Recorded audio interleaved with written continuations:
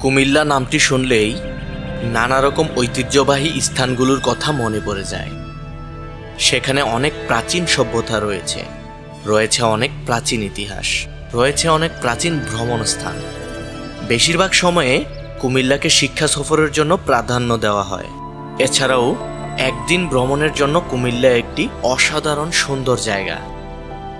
কুমিল্লায় বেশ কিছু ঐতিহ্যবাহী স্থান রয়েছে, যেসব স্থান দেখতে যেমন সুন্দর তেমনি রয়েছে তার পিছনে অনেক সুন্দর সুন্দর ইতিহাস।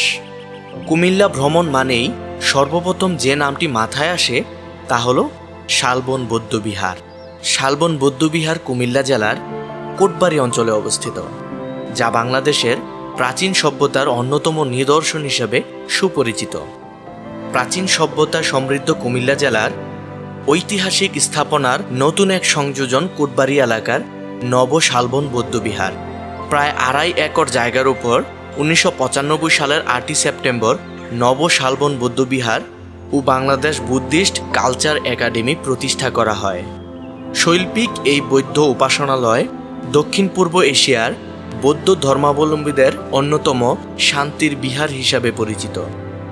2014 সালে থাইল্যান্ডের বৌদ্ধ ধর্মীয় ফাউন্ডেশনের উপহার হিসাবে পাওয়া ধাতব পদার্থের তৈরি প্রায় 6 টন ওজনের 30 ফুট উচ্চতার বৌদ্ধ মূর্তি স্থাপন করা হয় এই বৌদ্ধবিহারে।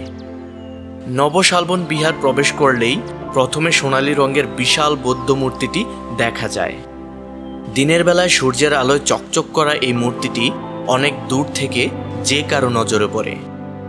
মূর্তির পাশেই রয়েছে রাজকীয়ভাবে অবস্থানরত একই রঙের 2টি সিংহ। সকাল 9টা থেকে বিকাল 5টা পর্যন্ত খোলা থাকে এই নবশালবন বৌদ্ধবিহার। সর্বসাধারণের জন্য প্রবেশ মূল্য 20 টাকা মাত্র। কুমিল্লার এমনই সব ঐতিহ্যবাহী স্থানগুলোর তথ্য জানতে আমাদের পেজ এবং আমাদের চ্যানেলটি এখনই ফলো দিয়ে রাখুন। ধন্যবাদ সবাইকে, ভালো থাকুন, দেখা হবে পরবর্তী ভিডিওতে।